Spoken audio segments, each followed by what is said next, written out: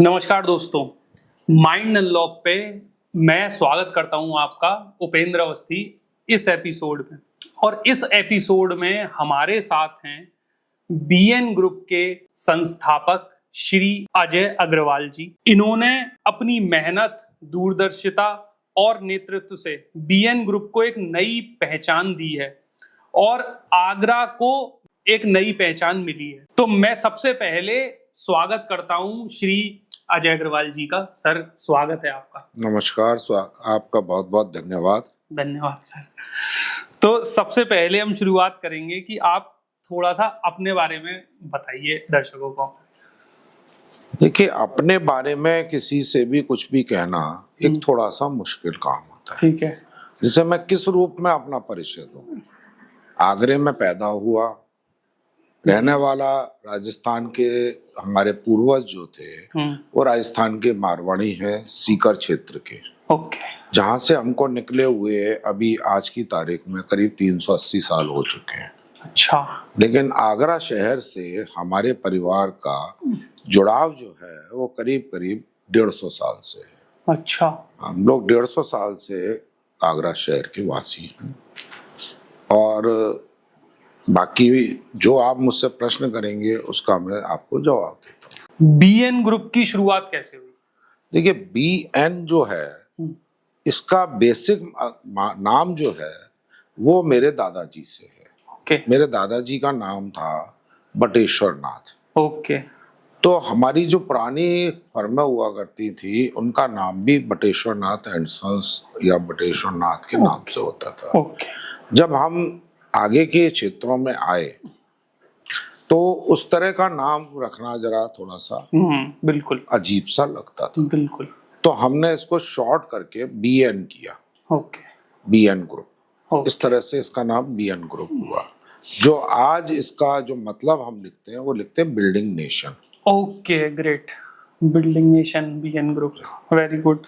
Sir, जो BN group है उसमें ऑयल इंडस्ट्री को ही क्यों चुना? जी नहीं, ऐसा आपका सोचना गलत है। ओके। बीएन ग्रुप आज करीब करीब 11 कमोडिटीज में 11 सेक्टरों में काम करता है। अच्छा। हमारा बेसिक जो धंधा है, जो मैं पिछले 6 पीढ़ी में, मैं 6ठी पीढ़ी में हूँ, वो है फॉरेस्ट कटिंग। ओके। हमने दुनिया के हर देश का फॉरेस्ट काटा है। अच्छा। पहले सारे हिंदुस्तान का काटा, नेपाल का काटा, बर्मा का काटा, भूटान का काटा। उसके बाद जब हिंदुस्तान में जंगल नहीं रहे तो हमसे 1980 में सरकार ने कहा कि अब हमारे पास आपको देने के लिए जंगल नहीं है, आप लकड़ी का कहीं से आयात कीजिए। ओके। तो सन 80 में मेरे पापा ने इस कार्य को शुरू किया और उन्होंने मलेशिया, इंडोनेशिया से आयात करना शुरू कर दिया।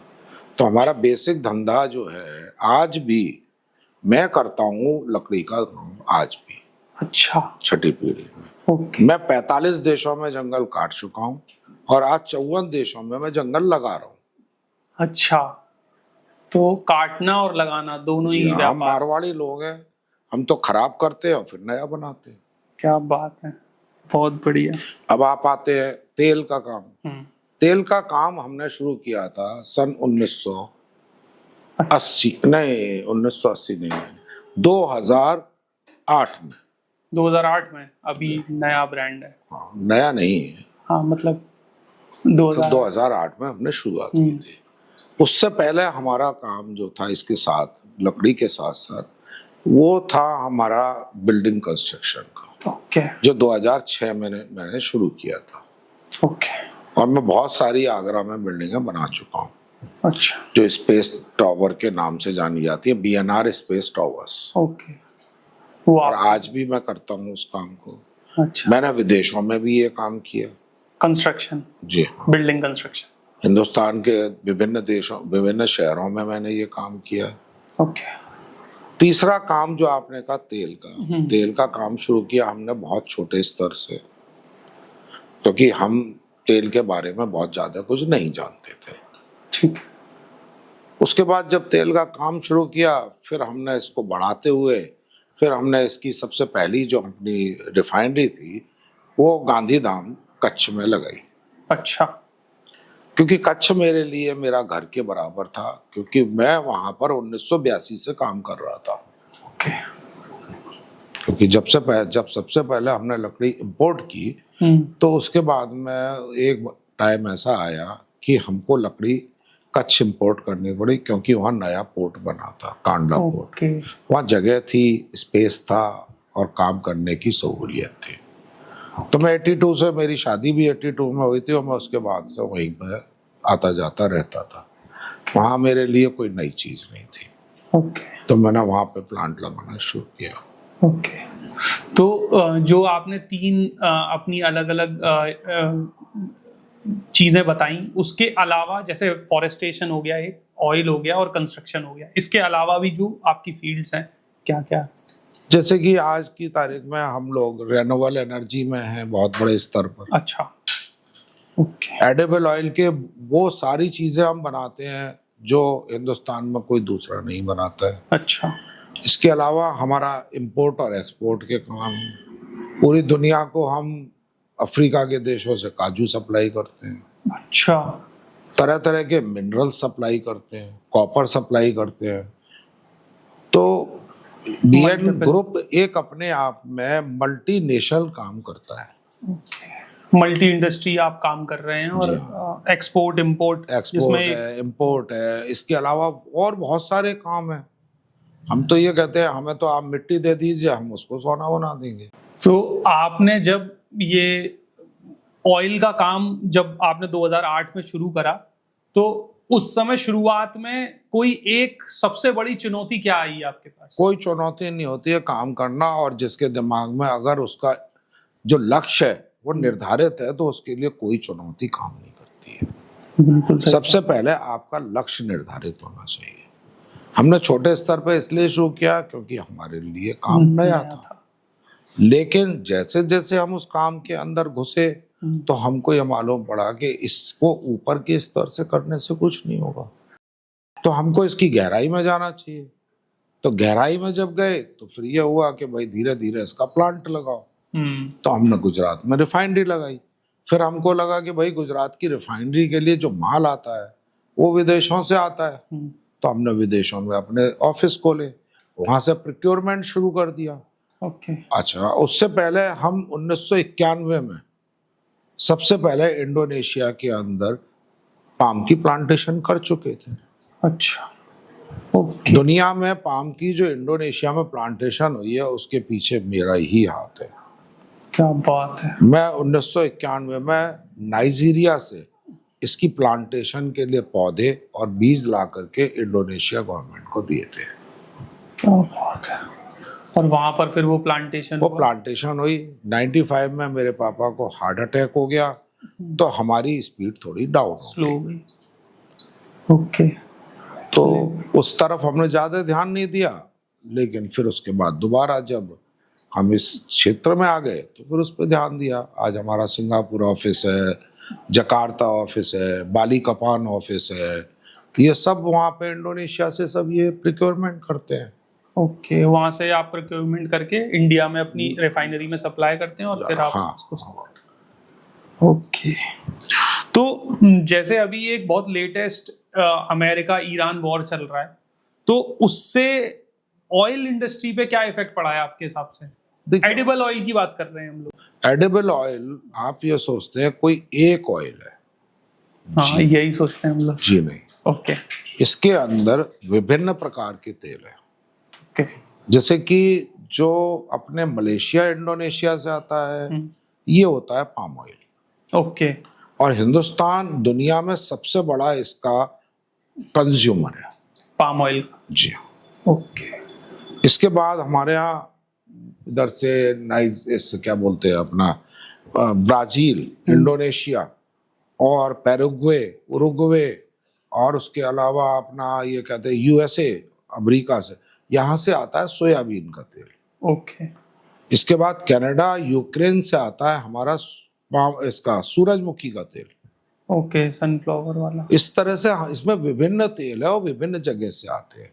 ओके। जब देखिए कहीं पर भी कोई युद्ध छिड़ता है या कोई अराजकता फैलती है तो हर व्यापार के ऊपर उसका असर होता है। बिल्कुल सही। क्योंकि तेल जो आता है वो सब पानी के जहाजों से आता है, और हॉर्मूज बंद होने से जो इधर से सप्लाई थी, जो हमारी साउथ अमेरिका से सप्लाई थी, अमेरिका से सप्लाई थी, उसके ऊपर इफेक्ट आया। उसका इफेक्ट आने से जब शॉर्टेज हुई तो पाम ऑयल की अपने आप वहां की गवर्नमेंट ने शॉर्टेज कर दी।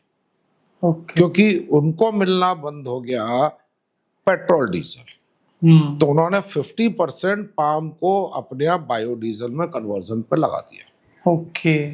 किससे बायोडीजल बना, तो पाम भागा ऊपर। इसीलिए तो एक के पीछे एक अपनी दौड़ में सारे तेल भागे। इसी के पीछे पीछे हमारा मस्टर्ड ऑयल भागा। तो सब एक की दौड़ में एक भाग रहे हैं, तो इसका तो इफेक्ट आना ही आना है। कहीं भी आप किसी क्षेत्र में भी देखेंगे तो इफेक्ट आएगा, क्योंकि एक्सपोर्ट एक्चुअली शिप में ही हो रहा है। हाँ, भाड़े बढ़ गए, उसके बाद में जो इंश्योरेंस है वो महंगा हो गया। जैसे हमने बीएन ग्रुप की बात करी, ऑयल की बात करी, अब एक बिजनेस की हम लोग बात कर लेते हैं। नॉर्मल जो हमारे दर्शक इस पॉडकास्ट को देख रहे हैं, तो आपके हिसाब से एक सफल बिजनेसमैन बनने के लिए क्या क्या क्वालिटीज, एक जैसे मैं भी एक बिजनेस कर रहा हूं और इसमें जो पॉडकास्ट देखेंगे लोग वो भी बिजनेस कर रहे होंगे, तो उनको आप क्या बताना चाहेंगे कि एक सफल बिजनेसमैन बनने के लिए उनको क्या क्वालिटीज पहले करनी चाहिए? 5, 7, 6, 2 जो भी आप बताएं, और उससे उनका बिजनेस आगे ग्रो हो। जो आपका प्रश्न है इसके अंदर सबसे पहले मेरा ये कहना है, व्यापार एक डीएनए से आता है। आप देखेंगे दुनिया के अंदर कुल 4 जो कम्युनिटी हैं वही व्यापार करती हैं। ये बिल्कुल सही बात है। नंबर 1 पे है सिंधी, गुजराती, मारवाड़ी और फिर यहूदी। इसमें यहूदी शब्द आप लोगों के लिए एकदम से अजीब सा हो गया, क्योंकि मैंने पूरी दुनिया भ्रमण की हुई है। मैं 141 देश घूम चुका हूँ। क्या बात है। तो मुझे मालूम है कि दुनिया आज भी जो दुनिया चल रही है, अमेरिका जो पूरा चल रहा है वो पूरा यहूदियों के ऊपर चल रहा है। क्या बात है। दुनिया में सबसे ज्यादा पैसे वाले लोग जो है वो यहूदी हैं। अच्छा। और उन्हीं के इशारे पे सारा काम होता है। आज वो चाहें तो यूक्रेन और रशिया की वॉर खत्म हो जाए, वो चाहे तो ईरान और अमेरिका की वॉर खत्म हो जाए, वो चाहे तो कुछ भी कर सकते हैं। इतने पावरफुल हैं। जी, दुनिया में सबसे ज्यादा जो पावरफुल लोग हैं वो यहूदी हैं, और वही सबसे बड़ा व्यापार करते हैं। वो उन्हीं के पास है। ब्लैक रॉक है, कौन है? ब्लैक बटर है, कौन है? ये सब यहूदी है। उसके बाद नंबर आता है मारवाड़ियों का। अब आप पूछते हैं उसके लिए क्या चीज चाहिए? देखिए, सबसे बड़ी चीज है आप अपने व्यापार के अंदर एक तो सबसे पहले एक एम बनाइए कि भाई मुझको ये करना है। दूसरा, उसके अंदर कहीं भी मैनिपुलेशन मत कीजिए। आप तेल का धंधा है, आदमी कहता है शुद्ध तेल खाने को नहीं मिलता है। हम कहते हैं मिलता है, आपको खरीदना नहीं आता है, क्योंकि आपको सस्ती चीजें चाहिए। जो शुद्ध है वो सस्ता नहीं। बिल्कुल सही। हमारा एक ब्रांड है न्यूट्रिका। न्यूट्रिका ये कहता है मैं आपको तेल नहीं स्वास्थ्य बेच रहा हूं। बिल्कुल, लेकिन महंगा है। तो क्योंकि हम उसमें प्योरिटी पे ध्यान रखते हैं। हमारे यहाँ मैनिपुलेशन नहीं हो सकता है। बस यही फर्क है। तीसरी चीज है आपको अपने स्टाफ को, क्योंकि काम मैं नहीं करता, टीम करती, काम मेरा कोई भी डायरेक्टर नहीं करते। डायरेक्टर तो सिर्फ डायरेक्शन देने के लिए है। काम करने वाला जो स्टाफ है उसके अंदर इतनी ज्यादा कोशिश होनी चाहिए कि हम कंपनी से अगर 5 रुपए ले रहे हैं तो कंपनी को 10 रुपए का काम करके दे। इसके लिए उन्हें मोटिवेट कीजिए। क्या आपको लगता है कि भारत एडिबल ऑयल में कभी आत्मनिर्भर बन सकता है फ्यूचर में? और अगर बन सकता है तो बीएन ग्रुप उसमें कैसे भूमिका निभाएगा? देखिए, जो आपका प्रश्न है आत्मनिर्भर बनने के लिए सबसे बड़ी बात होती है कि आपकी आवश्यकताएं कितनी है। हम 150 करोड़ की आबादी के लोग हैं। जब हम ऑन एन एवरेज लगाते हैं तो 150 करोड़ के अंदर 40 ग्राम प्रतिदिन प्रति व्यक्ति खाद्य तेल खाता है। तो आपको लगता होगा मैं तेल नहीं खाता, मैं घी नहीं खाता, लेकिन जब एवरेज निकाला जाता है तो वो 40 ग्राम प्रति व्यक्ति आता है। ओके, तो इतनी बड़ी डिमांड को पूरी करने के लिए हमारे जो रिसोर्सेज हैं वो बहुत लिमिटेड है। ओके, क्योंकि हमारे पास जमीन है तो वो उपजाऊ नहीं है। ओके, जैसे कि मान लीजिए हमारे पास राजस्थान में इतनी जमीन पड़ी है, लेकिन उस पर पैदा क्या होगा? कुछ नहीं रेत है। होगा, बंजर है। इसके अलावा हिमाचल में चले जाइए, आप कश्मीर में चले जाइए और ऊपर चले जाइए, वहाँ पहाड़ रॉक्स हैं, कुछ नहीं हो सकता। महाराष्ट्र में चले जाइए तो जो कोस्टल एरिया है वो पूरा पहाड़ी है। पानी तो की भी कमी है वहाँ। नहीं, पानी की जो हम कमी सोचते हैं वो दूसरे एरिया में, वो मराठवाड़ा में, अच्छा, कोंकण में नहीं है। ओके, हम एक्चुअल में क्या है, आम आदमी हुआ या कोई भी हुआ, उसको भौगोलिक स्थितियों का ज्ञान ही नहीं है। नहीं है, बिल्कुल नहीं है सर। जो टीवी में देख लिया वही मान लेते हैं। हाँ, और मैंने हिंदुस्तान का हर कोना घूमा हुआ है। जब मैंने दुनिया पूरी घूमी है, उससे पहले हिंदुस्तान पूरा घूमा हुआ है। इसलिए मुझे एक एक चीज का भौगोलिक ज्ञान है। तो मुझे मालूम है कि कहाँ हो सकता है, कहाँ नहीं हो सकता। तो इसलिए जो हम कहते हैं कि हमारे यहाँ तेलों की आवश्यकता हम पूरी कर लें, नहीं कर पाएंगे। पेट्रोलियम हुआ या ये Edible. एडेबल ऑयल हुआ, खाद्य तेल हुए, इनकी हम कभी जिंदगी में भी पूरी नहीं कर पाएंगे। क्योंकि हमारे यहाँ किसान क्या उगाता है? आगरे के क्षेत्र के आसपास का किसान सिर्फ आलू उगाता है। सिर्फ आलू। वो जानता ही नहीं आलू से आगे क्या होता है। राजस्थान में आप जाइए या किसी कम पानी के स्थान में जाइए तो वहां वो सिर्फ सरसों उगाता है, क्योंकि वो सरसों जानता है। लेकिन क्या आप लोग सोयाबीन जानते हैं? सोयाबीन कौन उगाता है? हमारे यहाँ मध्य प्रदेश का थोड़ा सा किसान, इंदौर और उसके आसपास का मालवा का क्षेत्र, उससे हम कितनी आपूर्ति करेंगे? बिल्कुल सही। अब पाम की बात आती है। पाम वहां होता है जहां बारिश बहुत हो और जमीन में नमी रहती हो। वो हमारे पास सिर्फ पूर्वोत्तर भारत में है, जहां इस समय सरकार हमारी उसके ऊपर 12 लाख हेक्टेयर के ऊपर पाम की प्लांटेशन करा रही है। उसमें कुछ हिस्सा मेरे पास भी है जो हम पकड़ रहे हैं, ओके, कि जिससे हमारी अपनी आवश्यकताएं पूरी हो सके। लेकिन ये एक बहुत छोटी चीज है।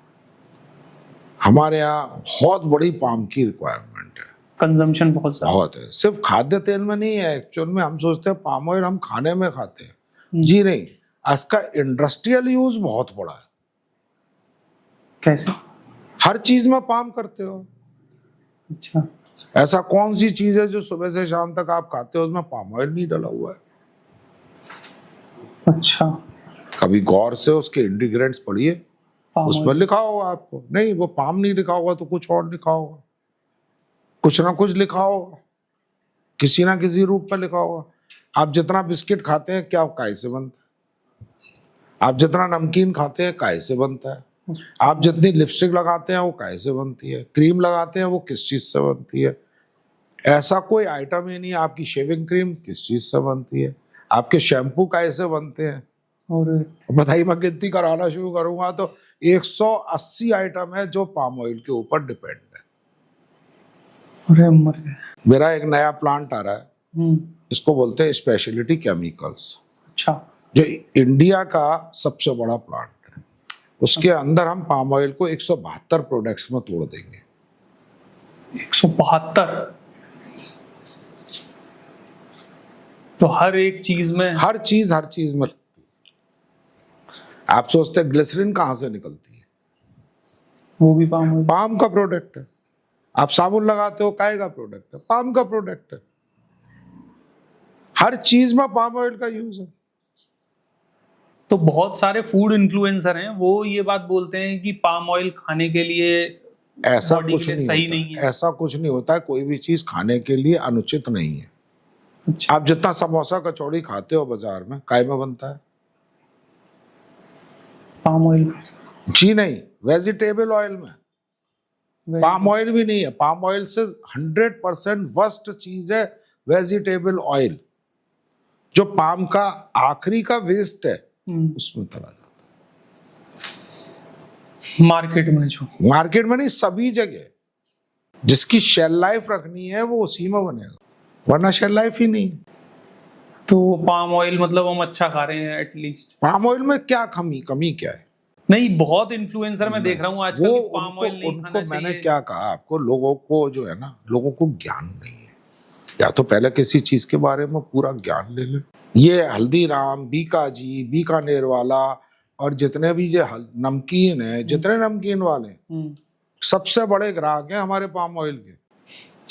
तो सब अब लोग सोच रहे हैं ब्रांड खा रहे हैं हम, और ब्रांड में तो उस पर पढ़ो ना, पीछे पढ़ो तो सही क्या लिख रहा है कि काय में बना है। वो सिर्फ दो ही चीज में नमकीन बन सकता है, या तो मूंगफली के तेल में या पाम ऑयल में, और किसी तीसरे आइटम में नमकीन नहीं बन सकता, बन ही नहीं सकता।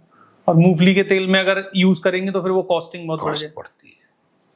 तो इसीलिए पाम ऑयल यूज किया जाता है। जैसे एक इन्फ्लुएंसर थे काफी बड़े, उन्होंने बताया कि यूएस में जो लेज आते हैं उसमें पाम ऑयल नहीं होता, और इंडिया में जो आते हैं उनमें होता है। तो ये मतलब क्यों बोला गया, या फिर ये कॉमनली बोला जाता है कि बाहर जो है ऐसा है, हमको हर गोरी चीज सुंदर लगती है, हाँ बस। बिल्कुल सही। हमको दूसरा जो गोरा होता है ना, हम सोचते हैं कि वो अच्छा, बहुत जो कुछ करता है वो सब अच्छा सही करता है। है। वहां तो गरीब होता ही नहीं होगा, हाँ, वहां तो सब अंग्रेजी बोलते हैं, इसलिए वो सब अंग्रेज हैं। सब अमीर हाँ। होंगे। तुम यहाँ हिंदी क्यों बोलते हो, उनसे हिंदी बुलवा के दिखा दो। उनके लिए हिंदी बोलना बहुत कठिन काम है। फिर क्योंकि हम उनके गुलाम रहे हैं और हमारी सोच भी गुलामी हो गई है। समझ गया सर, बिल्कुल आपने सही बताया। ये कि हम बहुत ज्यादा वेस्ट से इन्फ्लुएंस होते हैं और जी हाँ। उसी से फैशन लेके आते हैं, उसी से खाना लेके आते हैं, और लगता है कि वो जो कर रहे हैं वो सही वो है। सही है। बिल्कुल, आपने ये बहुत अभी बड़ी आप बात इन्फ्लुएंसर की बात कर रहे हैं, वो ये दिखाते हैं कि चाइना ने इतनी तरक्की कर ली है कि वहां कोई गरीबी नाम की चीज नहीं है। देखते हैं आप? बिल्कुल बिल्कुल। हाँ। वीडियोस भी आते हैं, बड़ी बड़ी हाँ। बिल्डिंगें बन गई और ये हो गया। और वहां की जब आप हकीकत देखेंगे तब आपको मालूम पड़ेगा कि कितना खराब है वहां स्थिति। आम आदमी पिस रहा है बुरी तरीके से। अच्छा, वहां भी वही लोगों पे पैसा है जो गिने चुने हैं।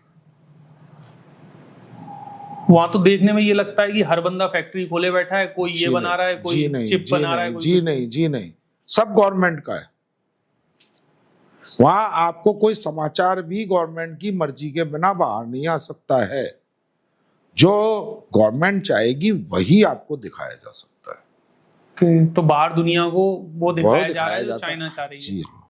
जैसे यहाँ टूरिस्ट आता है और हमारे यहाँ की बस्तियों की फोटो खींचता है, वह खींचेगा ना तो उसको उठा करके जेल में पटक देंगे और जिंदगी में बाहर नहीं आ सकता है। अरे हर चाइनीज जो है वो नंबर 1 का ज्वारी होता है और नंबर 1 का अफीमची है। ये तो बात पहली बार सुन रहा हूँ मैं, सीरियसली। दुनिया में सबसे बड़े अफीमची जो है वो चाइनीज है, और सबसे बड़े ज्वारी भी चाइनीज है। कितनी बड़ी बात, आप कितनी चीजें बता रहे हो, मुझे इतनी नॉलेज बढ़ गई मेरी आपके साथ बात करके। और ये चीज तो मतलब मुझे लग रहा है कि पहली बार हमारे चैनल पे ही ये बात सुनने को मिलेगी, इंटरनेट पे तो नहीं है, ये पहली बार डाली जाएगी मुझे लगता है। नहीं, आप कोशिश कीजिए, इंटरनेट की गहराई में जाइए, आपको सब चीज दिखाई देगी। जब हम चाइना डालते हैं तो वो ना, तो आप चाइना क्यों डालते हो? आप ये देखिए, ये पूछिए चाइना में कितने लोग अफीम खाते हैं, कितने लोग वहां जुआ खेलते हैं। चाइनीजों की तो ये स्थिति है कि चाइना से जुआ खेलने के लिए वो जेंटिंग आइलैंड आते हैं सीधे हेलीकॉप्टर से, जो मलेशिया में। ओके। सारे जितने भी हैं वो लास वेगास जाते हैं जुआ खेलने के लिए। हाँ, लॉस वेगास। दुनिया में सबसे बड़ा जुआरी ही चाइनीज होता है। बीएन ग्रुप का अगला लक्ष्य क्या है? देखिए, हमारा जो लक्ष्य है वो है, हमने कहा हमारा कंपनी का लोगो है बिल्डिंग नेशन। जो राष्ट्र को जिन चीजों की जरूरत है उसका उत्पादन करना। जैसे इस समय हमको रेन्यूएबल एनर्जी, मतलब जो प्राकृतिक ऊर्जा है उसकी आवश्यकता है, तो हमारी एक कंपनी है अगस्त्या रेन्यूएबल एनर्जीज, वो उसके काम करती है। वो एक पूरी अपने आप में एक इंडिविजुअल यूनिट है। वो करती है रेन्यूएबल एनर्जी का काम। आगे आने वाले समय में और भी बहुत से हमारे इस तरह के लक्ष्य है कि हम इन कामों में आएंगे, वो अभी हम चाहते नहीं है कि हम उन्हें ओपन करें, लेकिन बस यही है कि हम राष्ट्र के निर्माण में सहयोग करना चाहते हैं। तो उससे जो भी काम बीच में आएगा वो हमारी पाइपलाइन में इस समय 5 काम और हैं। अच्छा, जिनके ऊपर हमारी टीम में काम कर रही है, रिसर्च चल रहा हो, R&D चल रही है कि भाई इसमें कैसे किया जा सकता है। एक और सवाल जो आपने अभी जवाब दिए उसके बीच से निकला है कि आपने बताया कि आप करीब 140 देशों की यात्राएं कर चुके हैं, उससे ज्यादा। तो कोई ऐसा किस्सा है जो आप शेयर करना चाहते हैं? देखिए, विदेश में जाने के बाद तो किस्से हजारों होते हैं, वही कुछ याद हजारों होते हैं, लेकिन उनको क्या बताना कि वहाँ क्या हुआ क्या नहीं हुआ, ये तो सब चलता रहता है, जिंदगी के साथ है। मुझे यात्राएं करते हुए आज, मैं सबसे पहले जो मैंने यात्रा की थी वो 13 साल और 4-4.5 महीने का था, तब मेरे पिताजी ने मुझे अरुणाचल भेजा था। अच्छा। 5 दिन की रेल यात्रा के बाद मैं अरुणाचल प्रदेश पहुंचा था। तो तब से मैं यात्रा ही कर रहा हूँ। लोग कहते भी हैं भाई आगरे में हो क्या, मैंने कि नहीं, मैं आगरा में मुश्किल से पूरे साल में 100 दिन भी मुश्किल से रुकता हूँ, आता हूँ चला जाता हूँ, आता हूँ चला जाता हूँ।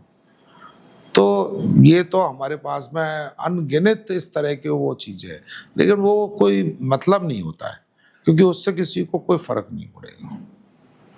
बिल्कुल सही कह रहे हैं आप। और ऐसा कुछ मेरे साथ कभी हुआ नहीं जिसके अंदर मुझे याद करना पड़े कि इतना बुरा हो गया। नहीं, बुरा नहीं, कोई भी कोई भला तो दुनिया में जाते हो आप, भली भली चीज देखो भला भला लगेगा, बुरा देखोगे तो बुरा लगेगा। तो जैसे ना आपने बोला कि मैंने इंडिया का कोना कोना घूम रखा है, सबसे मतलब जब मैंने इतने देश की यात्रा की तो इंडिया तो मैंने घूमा ही था। इंडिया नहीं, हिंदुस्तान या भारत। हाँ, हिंदुस्तान। तो हिंदुस्तान आपने घूमा, मतलब मेरा भी ये बहुत अंदर से मन आता है कि मैं एक बार इंडिया की अलग अलग जगहों की यात्रा करूं। तो मैं उसका थोड़ा सा एक्सपीरियंस ये पूछना चाह रहा हूं कि जैसे अलग अलग जगह अगर कोई व्यक्ति जा रहा है भारत में, तो वो कैसे एक्सपीरियंस लेके आ सकता है जिससे उसकी सेल्फ ग्रूमिंग हो जाए, या सेल्फ वो आगे, मतलब हम एक कुएं के मेढक की तरह हो गया हूं मैं कि मैं आगरा या 2-4 जगह जो घूमने वाली हैं उनके टॉप पे गए, फोटो खिंचाई दोस्तों के साथ और वापस आ गए। तो वो क्या हमें करना चाहिए ऐसी यात्राओं में जहां हम भारत से कुछ सीख सकें, इसकी संस्कृति से कुछ सीख सकें? देखिए, हमारे इस देश के अंदर अगर आप संस्कृतियों की गिनती करना शुरू करेंगे तो करीब करीब हमारे पास में इतनी संस्कृतियां हैं जो पूरी दुनिया में किसी के पास नहीं। आप इधर पूर्वोत्तर में जाएंगे तो वहाँ की संस्कृतियां बिल्कुल अलग है, खान पीन अलग है, रहन सहन अलग है, पहनावा ओढ़ावा अलग है। धीरे धीरे धीरे धीरे आप लौटते हुए फिर इधर आएंगे, बंगाल तक आ जाएंगे, बंगाल से नीचे उड़ीसा जाएंगे, वहाँ अलग है, उड़ीसा के बाद आप चले जाएंगे नीचे और मध्य प्रदेश आ जाएगा, मध्य प्रदेश के बाद आप नीचे जाएंगे तो और प्रदेश आएंगे, इस साइड में जाएंगे आप महाराष्ट्र आ जाएगा, ऊपर जाएंगे गुजरात आएगा, उसके ऊपर जाएंगे राजस्थान आएगा, राजस्थान के बाद हरियाणा आएगा, हरियाणा के बाद जम्मू कश्मीर और हिमाचल आ जाएंगे और फिर लद्दाख तक पहुंच जाएंगे। तो हर जगह कुछ ना कुछ उनकी अपनी खूबियां हैं। तो आपको सबसे पहले इसके अंदर अपना लक्ष्य बनाना पड़ेगा, ठीक है, कि मुझे क्या देखना है और क्या घूमना है, फिर उसके ऊपर रिसर्च करो, ठीक है, कि मुझे इस जगह जाना है, वहां पर क्या है, ठीक है, क्योंकि ऐसे जाओगे तो आगरा आएगा आदमी, ताजमहल देखेगा और चला जाएगा, जबकि आगरा में तो बहुत कुछ है, लेकिन उसका टारगेट ही सिर्फ ताजमहल होता है, क्योंकि जो गाइड है वो सिर्फ ताजमहल बताते हैं, बिल्कुल नहीं बताते कुछ भी। तो इसी तरीके से जब आपको घूमना है तो आपको उसका पहले एक लक्ष्य बनाना पड़ेगा कि भाई मुझे इस एरिया में जाना है, इस क्षेत्र में जाना है, तो मुझे वहाँ क्या घूम के आना है। क्योंकि मैं अगर जाता हूँ तो वहाँ की हर चीज के बारे में पहले से मेरे पास एक अपनी लिस्ट और आइटिनरी बनी हुई होती है, कि मुझे वहाँ पे इस जगह जाना है, ताकि हम वो काम, तो उस सब चीज को मैं घूमूंगा, फिर अपने दिमाग के अंदर उसकी वो करता हूँ कि भाई यहाँ क्या चीज है, और जो चीज यहाँ पर घूमने की है वहाँ के लोकल लोगों से पूछो, वो बताएंगे कि यहाँ पर ये भी और है, ये और है, वो और है। टूर गाइड से हटके, हाँ, अपना होमवर्क करो, पहले कहीं भी जा रहे हो तो पहले अपना होमवर्क करो और फिर लोकल लोगों से भी वहां बात करो, ताकि आप वहां के कल्चर या फिर ऐसी चीजों को, हिडन जेम्स को देख सको, सिर्फ ताजमहल देख के ना जाओ। आज का जो एडिबल ऑयल का जो मार्केट है, उसमें दो चीजों में से आप बताइए कि पैसा है या फिर कंपटीशन है। जी नहीं, पैसा तो इस धंधे में है ही नहीं, अच्छा, ये मान लीजिए आप। ओके। क्योंकि आपको जब बल्क में माल बेचना है तो वो कमोडिटी है, ठीक है, और कमोडिटी में कभी भी कमाई नहीं होती।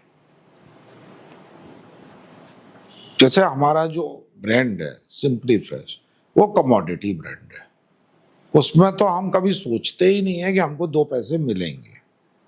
अच्छा। या जो हम इंस्टीट्यूशंस को माल बेचते हैं, उसमें हम ये नहीं सोचते हैं कि इसमें हमको 2 पैसे मिलेंगे, वो कमोडिटी है। और जो हमारा न्यूट्रिका ब्रांड है, ये हमारा प्रीमियम ब्रांड है, इसको हम ये मान के चलते हैं, ये जो है ये ब्रांडिंग का माल है, इसमें हमको 2 नहीं, 10 नहीं, 50 पैसे बचेंगे, क्योंकि हम कंपटीशन में बेचते ही नहीं उसको। ओके। जिसको वो चाहिए उसी के लिए है ही नहीं, हमारे पास क्वांटिटी है ही नहीं। ओके। जब हम हेल्थ बनाएंगे तो क्वांटिटी नहीं है, और तेल बनाएंगे तो हेल्थ नहीं है।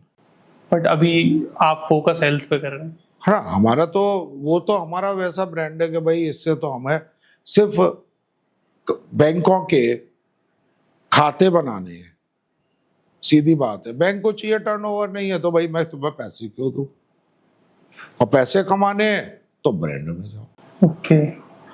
तो अभी हम हेल्थ फोकस्ड करके काम हम कर रहे हैं। कहते ही है कि हम न्यूट्रिका में सिर्फ हेल्थ की बात करते हैं।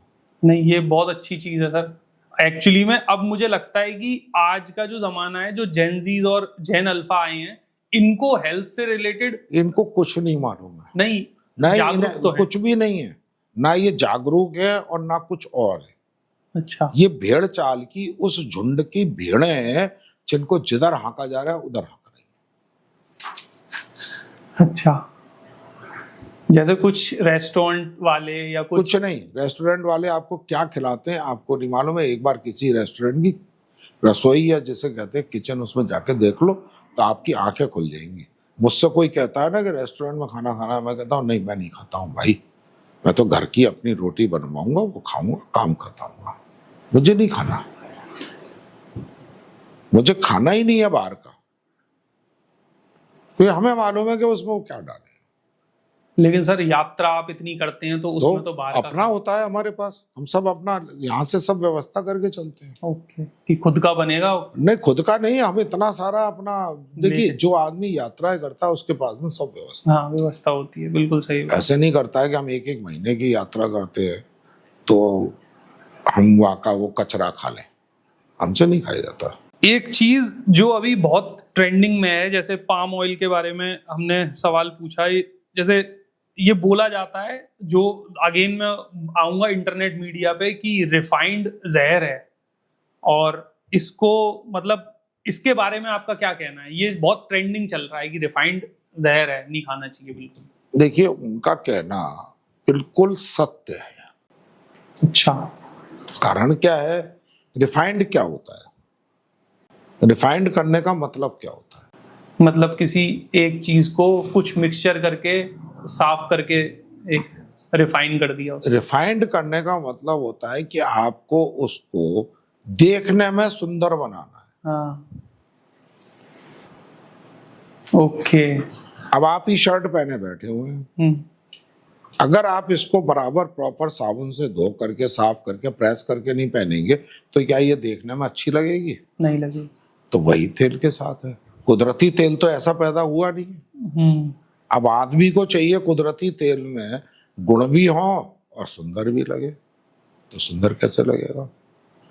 उसके कलर काटने पड़ेंगे, उसकी स्मेल काटनी पड़ेगी, उसके अंदर जो गम्स है वो काटने पड़ेंगे, इसके अलावा जो और चीजें है वो सब काटनी पड़ेंगी। उसकी काटने के लिए केमिकल लगेगा, वैसे तो कटेगी नहीं, नहीं कटेगी तो वो केमिकल लगेगा। तो केमिकल लगेगा, हालांकि हम उसको जब रिफाइनिंग करते हैं तो जो 1 किलो तेल होता है उसको 4.5 लीटर पानी से धुलाई होती है उसकी।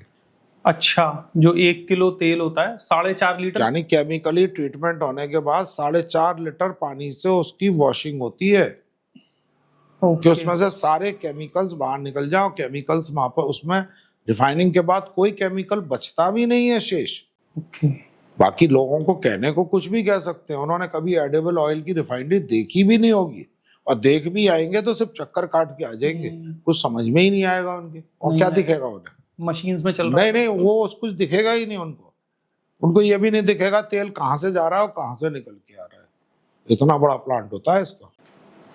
कभी विजिट करेंगे सर? नहीं, मिलती ही नहीं है, परमिशन ही नहीं होती है किसी अच्छा। को भी हमारे यहाँ प्लांट में जाने की परमिशन नहीं होती है प्लांट के अंदर। अच्छा, वो सफाई और ये सब? नहीं, इस वजह से नहीं, सिर्फ इसलिए कि आप वहां पे कोई खराब चीज छोड़े आए तो दुनिया मर गई तो हम जिम्मेदार कौन होगा? प्लांट में नहीं जा सकता कोई, ना पैकिंग प्लांट में जा सकता है, ना रिफाइनिंग प्लांट में जा सकता है, ना कहीं जा सकता है। आप आइए, आप आएंगे तो आपको फोटो में दिखा देंगे, ये देख लो भाई। अच्छा। जो ब्रांडेड ऑयल है, जो एडिबल ऑयल ब्रांडेड है, जैसे आपने अपने उसकी बात करी, और एक लोकल ऑयल है, तो उसमें लिटरली जैसे देखने में अगर देखा जाए तो वो सेम लगते हैं, लिटरली क्या डिफरेंस होता है? क्या चीज ब्रांडेड में होती है और क्या नॉन ब्रांडेड में नहीं होती है? जो दिखने में सेम लग रहा है बट उसमें क्या डिफरेंस है आपके साथ? मेरा आपसे एक प्रश्न है, तेल आएगा कहाँ से? तेल तो मतलब अलग अलग जगह अलग अलग सोर्सेज हैं, बिकॉज अलग अलग ऑयल है। सनफ्लावर ऑयल के लिए अलग से आएगा, पाम ऑयल वो का। किसके पास आएगा? वो आएगा रिफाइनरी में। रिफाइनर जो उसको जब रिफाइंड कर देगा और खाने के योग्य बना देगा तो उसके बाद वो ब्रांडेड हो गया ना। ठीक है, वो नॉन ब्रांडेड कहाँ रहा? तो वो फिर जो नॉन ब्रांडेड आता है, जो लोकल ओपन खुला हुआ आता है। ऐसा होता है, कुछ जो बड़े रिफाइनर नहीं है, छोटे छोटे होते हैं, छोटी वो फैक्ट्री। लोग, हाँ, वो लोग निम्न क्वालिटी का तेल खरीदते हैं, जो हम लोग जिसको हाथ भी नहीं लगाते हैं। अच्छा। या हमारे यहाँ हम लोगों के यहाँ से बड़े रिफाइनर से रिजेक्टेड ऑयल, अच्छा, जो हमने रिजेक्ट कर दिया, उसको वो लोग ले जाते हैं और उसको वो अपने छोटे से प्लांट में रिफाइन करते हैं, जहाँ कोई सहूलियत नहीं है, कोई किसी तरह की क्वालिटी कंट्रोल्स नहीं है। वो उनको जो छोटे लूज में बेचने वाले हैं उनको टैंकरों में उसको बेच देते हैं। अच्छा। और वो उसको उन ब्रांडों के अंदर नकली पैक कर देते हैं।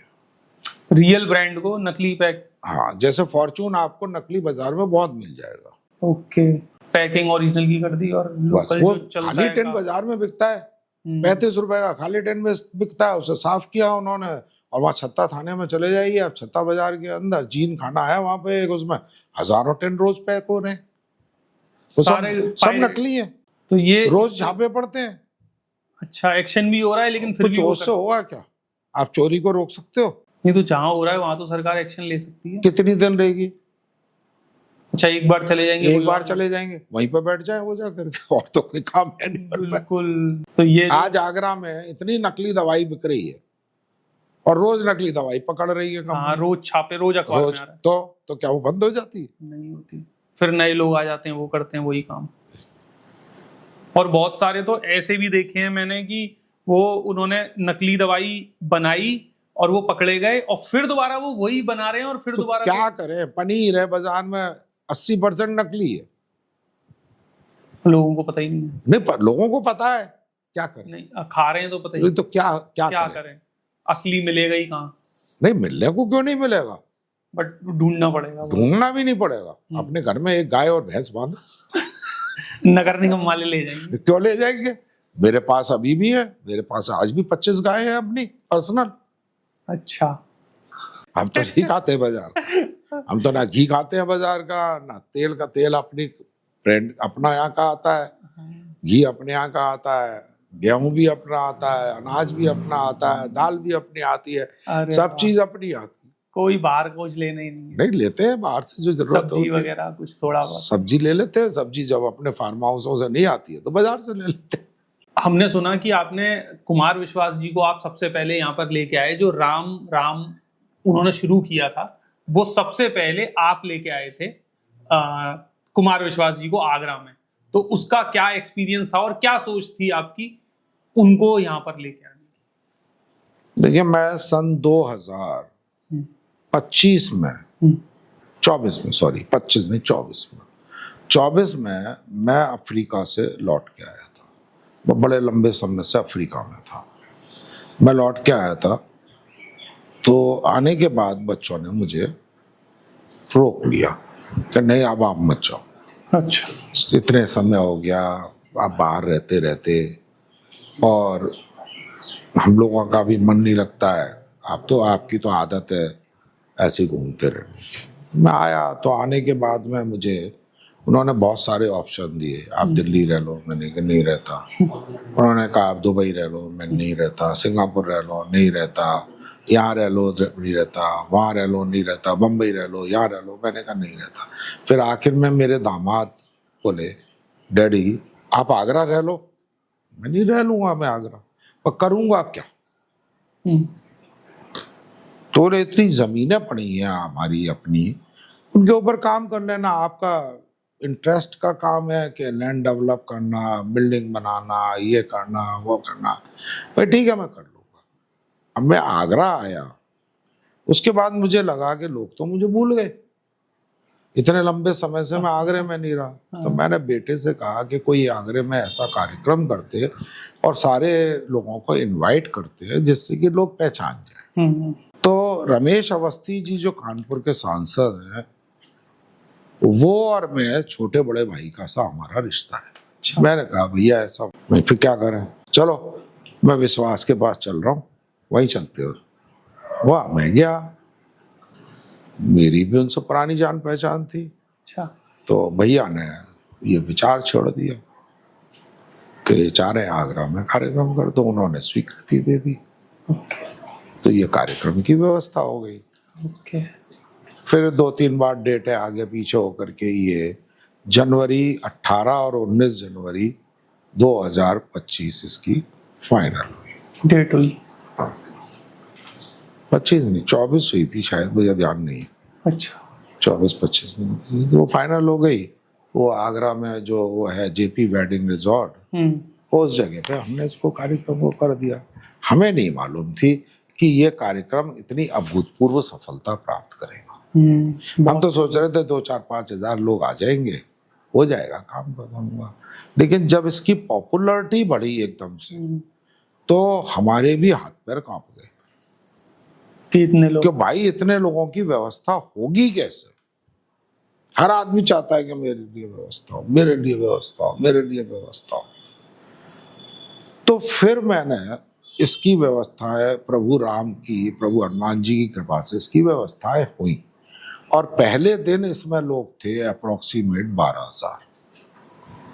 और दूसरे दिन इसकी गिनती जो थी ना, वो हजारों तो क्या, बहुत हजारों में पार हो गई। मतलब जितने लोग अंदर थे उससे ज्यादा बाहर थे। हमने उस दिन 22,000 लोगों को अपने हैंगर में बिठाया था। 22,000? जी हाँ। और इससे ज्यादा लोग पीछे एलईडी स्क्रीनों पे देख रहे थे। तो क्रिकेट स्टेडियम वाली भीड़ हो गई। हाँ, तो इस तरीके से ये अपने अपने राम हुआ। और कुमार विश्वास का भी मेरी कल ही उनसे मुलाकात फिर हुई थी। मैं ये नहीं बताऊंगा वो अभी कहाँ है क्या है, क्योंकि उनकी पॉपुलैरिटी इतनी ज्यादा है। हाँ, बिल्कुल सही बात। तो कल ही मेरी बात हो रही थी तो यही कह रहे थे कि मुझे अंदाज नहीं था कि आगरे में इतना बड़ी सफलता मिलेगी। ऐसा प्रभु की कृपा थी। तो बस इसके पीछे एक जो छोटी सी कहानी है, प्रभु की मर्जी थी, प्रभु ने करा लिया और हो गया। और आज ही खुशी बड़ी शांति से निबट गया। बहुत बढ़िया।